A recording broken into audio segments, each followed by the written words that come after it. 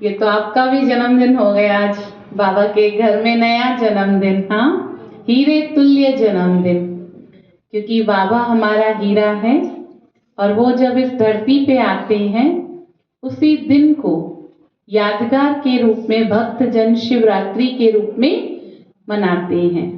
लेकिन हम शिवरात्रि ना कह के क्या कहते हैं, त्रिमूर्ति शिव जयंती।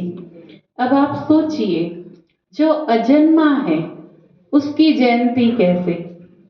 दुनिया में जो भी जन्म लेते हैं एक ना एक दिन संसार से उनकी विदाई भी होती है, तो मरणती भी होती है।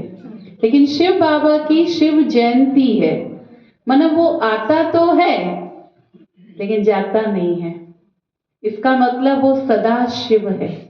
शिव के साथ एक ही शब्द लगता है, सदा शिव। कभी हम ये नहीं कहते सदा राम, सदा कृष्ण, सदा गणेश, नहीं, सदा शिव। शिव माने परमपिता परमात्मा, निराकार शिव, जो इस धरती पर आते हैं, अवतरित होते हैं।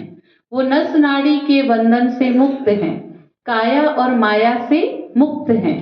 बाकी जो भी हैं, चाहे वो धर्म पिताएं हैं, चाहे वो धर्म स्थापक हैं, चाहे वो देव आत्माएं हैं, चाहे वो महान आत्माएं हैं, लेकिन जो भी इस काल चक्र में आया, जन्म मरण में आया, तो कहीं ना कहीं बंधन में आया।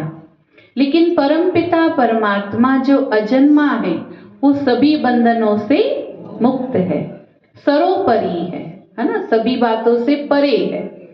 सुख से भी, दुख से भी, जन्म से भी, मृत्यु से भी, पाप से भी और पुण्य से भी, वो सदैव पुण्य आत्मा है। तो ऐसे परमपिता परमात्मा इस धरती पर कलयुग के अंत में, जिसको हम कहते हैं अभी घोर कलयुग है, इस घोर कलयुग के अंत में वो आते हैं और आकर के अपना कार्य करते हैं। और परमात्मा, जिस प्रकार आप देखो, कोई भी बड़ा नेता या कोई भी बड़ा प्रधानमंत्री या मुख्यमंत्री अपनी सीट से हिलेगा, माना किसी स्टेट पे या किसी जगह जाएगा, तो किसी एक के लिए तो नहीं जाएगा ना, वो जाएगा तो पूरे प्रदेश के लिए, पूरे स्टेट के लिए कार्य करेगा। इसी प्रकार परमात्मा भी यदि अपने स्थान से, अपने सिंहासन से हिलता है, तो जरूर वो संसार का बहुत बड़ा कार्य करने इस धरती पर आता है।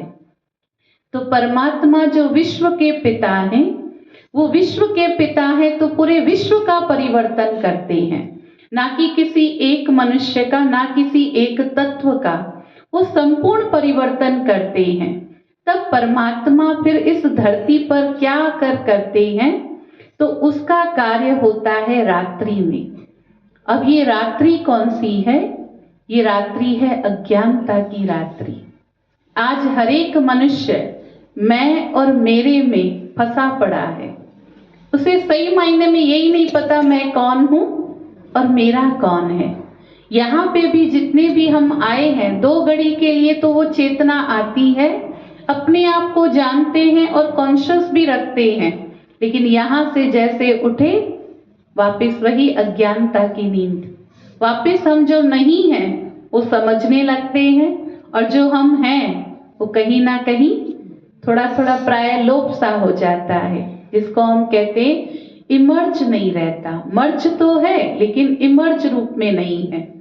तो परमात्मा आकर के हम मनुष्य आत्माओं को इस घोर कलयुग में, जिसको हम कहते हैं रात्रि, जिस प्रकार दिन के 4 पहर हैं, सुबह, दोपहर, शाम और रात, इसी प्रकार इस कल्प के भी 4 युग हैं। सतयुग सुबह, त्रेता दोपहर, द्वापर शाम और कलयुग रात।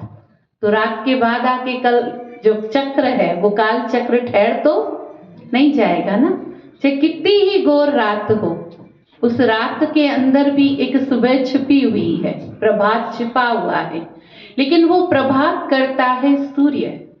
एक सूर्य उदय होते ही हजारों लाखों करोड़ों लाइटें ऑफ, और एक सूर्य के अस्त होते ही कितने चालू करने पड़ते, और फिर भी कितने ही चालू हो फिर भी वो दिन जैसा प्रकाश तो नहीं कर पाते। तो परमात्मा जिस प्रकार वो प्रकाश का सूर्य है, परमात्मा ज्ञान सूर्य है, वो परमपिता परमात्मा भी इस कल्प की अंत में, इस कल्प की रात में आते हैं। और जब वो आते हैं इसीलिए उनकी रात्रि मनाई जाती है। और चाहे हम भले दिन में या रात में पैदा हुए हों, फिर भी जन्म दिन मनाते हैं। आपने कभी सुना है, बच्चों ने कभी कहा है आज हम जन्म रात में जा रहे हैं?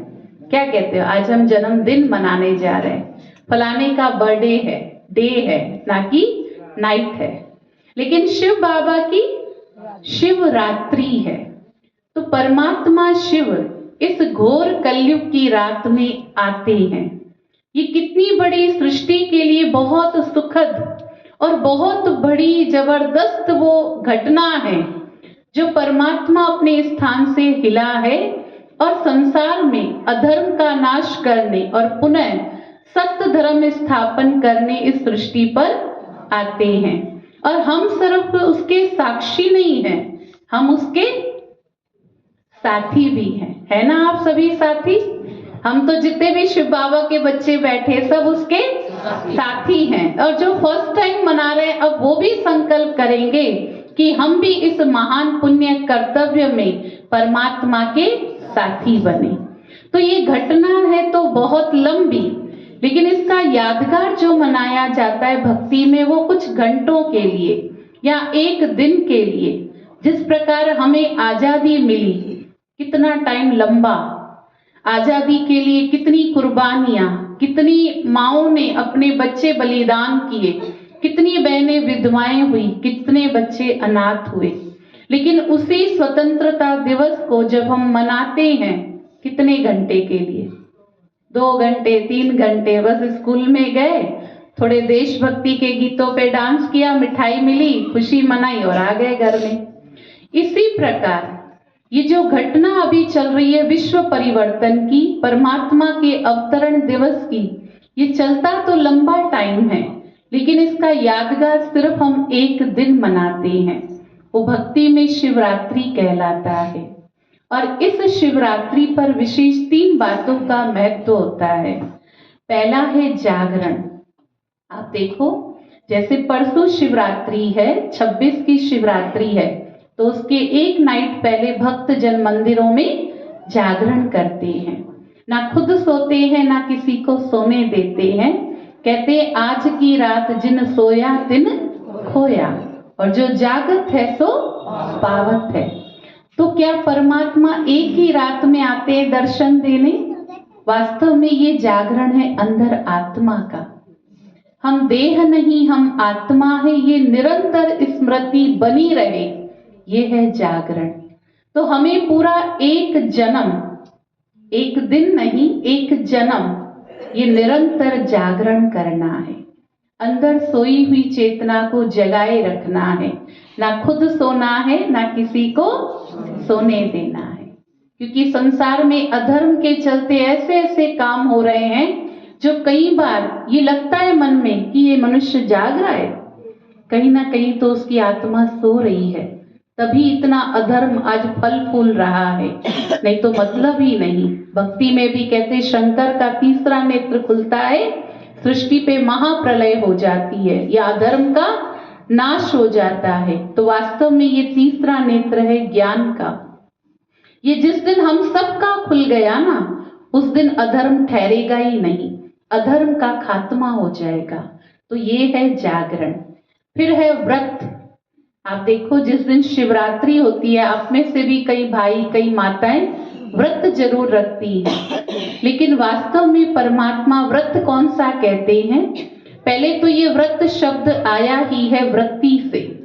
वृत्ति माना सर्किल, जो हमारे विचार, जो हमारी भावनाएं निरंतर चलती रहती एक सर्किल में। तो परमात्मा कहते हैं व्रत रखना है तो शुद्धि का रखो, विचारों के शुद्धिकरण का